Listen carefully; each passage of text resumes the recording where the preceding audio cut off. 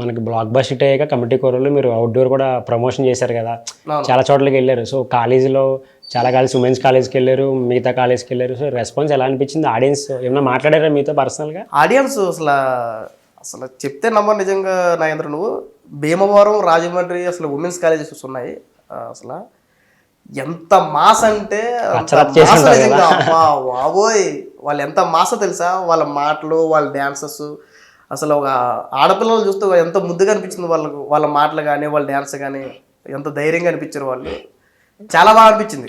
అసలు success story అయితే మాత్రం నాకు చాలా హ్యాపీ అనిపించింది. మీ వైజాగ్ కూడా ఇలాంటి వైజాగ్లో అక్కడ మీ టీంతో మూవీ రిలీజ్ అయ్యాక అంత బ్లాక్ బస్టర్ అయ్యాక అక్కడ రెస్పాన్స్ మీ కమిటీ కూరలు ఏమన్నారు ఈ మూవీ చూసి?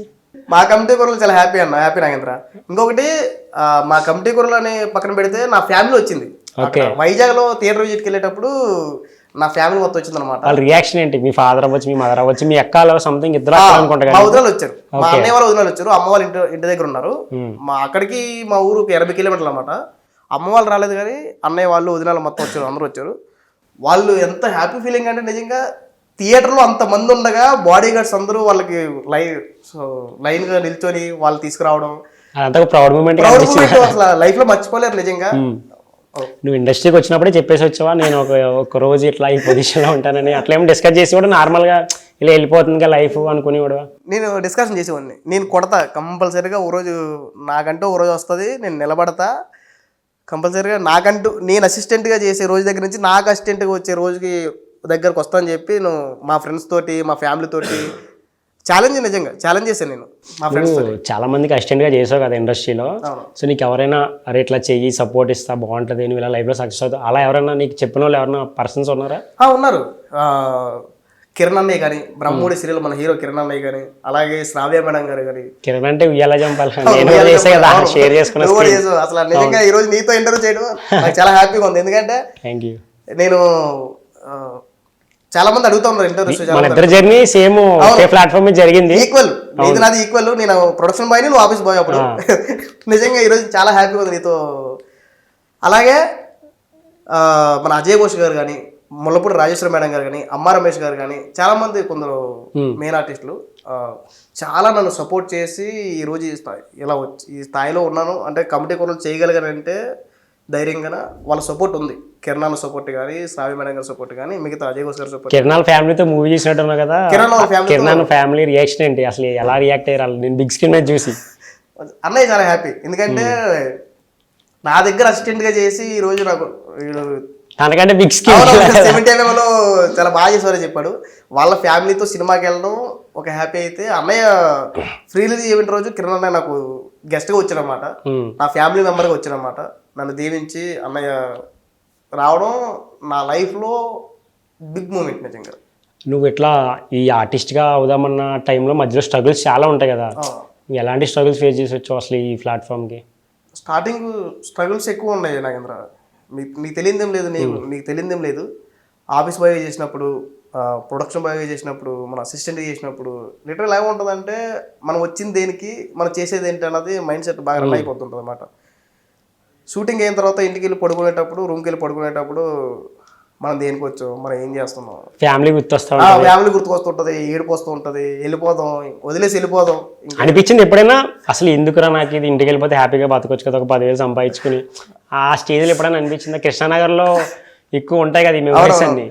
అనిపించింది, ఒక 1-2 టైమ్స్ అనిపించింది. ఎందుకు ఎక్కువ అనిపించలేదు, ఎందుకంటే నేను పక్కా సాధించగల నమ్మకం ఎక్కువ ఉందన్నమాట. నాకు పాజిటివ్ ఎక్కువ, నాకు ధైర్యంగా ఎక్కువ ఉంటాను. నేను ఎవరు ఏమైనా సరే పట్టించుకోను, నేను వచ్చే అది ఇదని సరే నేను పట్టించుకోను అనమాట. ఏదైతే పాజిటివ్గా ఉన్నానో ఆ పాజిటివ్నెస్సే ఈరోజు నన్ను కమిటీ కూరలో బ్రిటిష్కి నిలబెట్టింది. నేను చాలా ధైర్యంగా ఉన్నాను, తగ్గేదే లేదు. ఎక్కడ ఏదైతే పర్లేదు, ఓకే అసిస్టెంట్ చేసినా ఓకే పర్లేదు, ప్రొడక్షన్ బాయ్ చేసినా పర్వాలేదు, ఏం కాదు, మెట్టు తొక్కుంటూ పోదని చెప్పి తొక్కుంటూ వెళ్ళాను. ఈరోజు కమిటీ కూరలో బ్రిటిష్ అయ్యాను.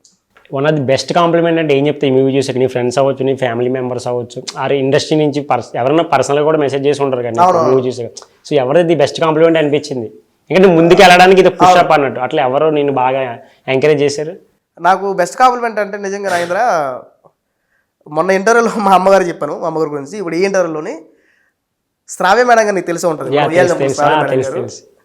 ప్రెజెంట్ యూఎస్లో ఉన్నారు. ఆవిడ ఒక పోస్ట్ పెట్టారు మేడం గారు, అవునవును చూసాను నేను కూడా. ద బిగ్ మూమెంట్ అని చెప్పి, ప్రౌడ్ మూమెంట్. నా అసిస్టెంట్ ఈరోజు సిల్వర్ స్క్రీన్ మీద కనబడ్డాడు, చాలా హ్యాపీ ఫీల్ అయ్యని చెప్పి ఆవిడ స్టేటస్ పెట్టి నన్ను సపోర్ట్ చేసి నాతో హాఫ్ అన్ అవర్ మాట్లాడాను. ఎక్కువ జర్నీ ఉంది ర్యాప్ ఉంది శ్రావ్య గారు. అవును, శ్రావ్య గారితో నాకు మంచి జర్నీ ఉంది నిజంగా.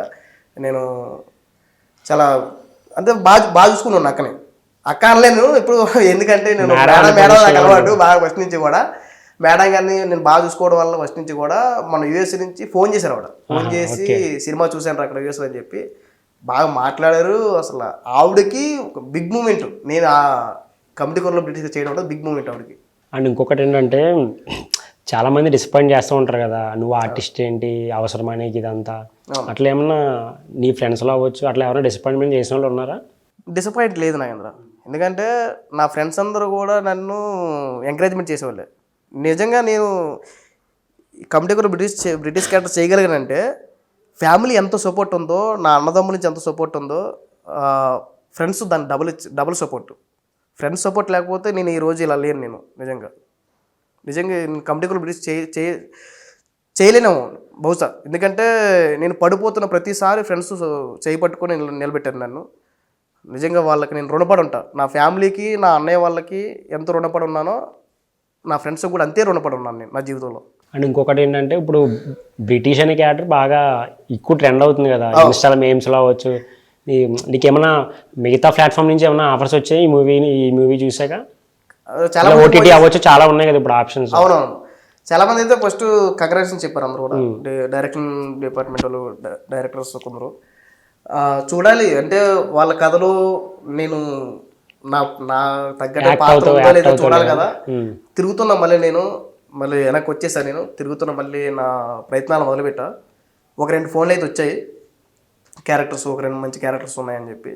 చూడాలి ఆ కథలు విని ఒకసారి నా ట్రాక్ ఎలా చూసుకొని చేయడానికి అయితే నేను రెడీగా ఉన్నా. అంటే ఇంకోటి కమిటీ కుర్రోల్లో మన ప్రసాద్ అన్న అయితే ఉన్నాడు. అవును, అసలు మాక్సిమం చాలా మంది అయితే ఆయనే హీరో అని చెప్పేసి అంటున్నారు. ఎట్లాంటి కెరియర్ నీకు ఎట్లాంటి టిప్స్ ఇచ్చేవాడు, ఇలా చేయి అలా చేయమని చెప్పి కూడా ఎట్లా ర్యాప్ ఎట్లా ఉండేది ప్రసాద్ గారితో మీకు? ప్రసాద్ అన్నతో ర్యాప్ నేను జీవితంలో మర్చిపోలేదు నాగేంద్ర. ఆయన సేమ్ అట్లానే ఉంటాడు, ఆఫ్ స్క్రీన్ ఆన్ స్క్రీన్ కూడా ఉంటాడు. అసలు మేము ఓ పక్క సీరియస్ సీన్ జరుగుతూ ఉంటుంది, పక్క ఫన్ జరుగుతుంటది. అసలు ప్రసాద్ అని అయితే అసలు ఆడేసుకుంటాం. నిజంగా నేను మా కమిటీ కూడా అందరూ చాలా కూడా కామెడీగా ఉంటాం. సెట్లో ఎక్కువ ఫన్ ఎక్కువ చేస్తాం మేము, ఎందుకంటే మేము అందరం వర్క్షాప్ చేసి 2 years బట్టి ఫ్రెండ్స్ అయిపోవడం వల్ల ఎక్కువ ఫన్ ఎక్కువ జరిగింది మా మధ్య. ప్రసాద్ అని కూడా ఒక 2-3 years బట్టి మా వంశీలతో జర్నీ చేస్తున్నారు కాబట్టి దాంతో కొంచెం ఈజీ అయిపోయింది. స్టోరీలో ఏమన్నా ఆయన కూడా ఇన్వాల్వ్మెంట్ ఏం లేదు, ప్రసాద్ అన్న ఇన్వాల్వ్మెంట్ ఏం లేదు. ఎందుకంటే ఇది పూర్తిగా వంశీ అన్న మీద బేస్ అయి ఉందన్నమాట. వంశీ అన్నయ్య, అలాగే రైటర్స్ సుభాష్ చీర్ల అన్నయ్య, అలాగే కొండలరావు అడ్డగల్ అన్నయ్య, వాళ్ళు ముగ్గురే. ఇంకా ఎవరు కూడా ఎవరు ఇన్వాల్వ్మెంట్ లేదన్నమాట. ప్రసాద్ అనే యాక్ట్ చేశారు అంతే. ప్రసాద్ అని గ్రేట్, ఆయనతో వర్క్ చేయడం నిజంగా మాకు చాలా గ్రేట్ అనిపించింది.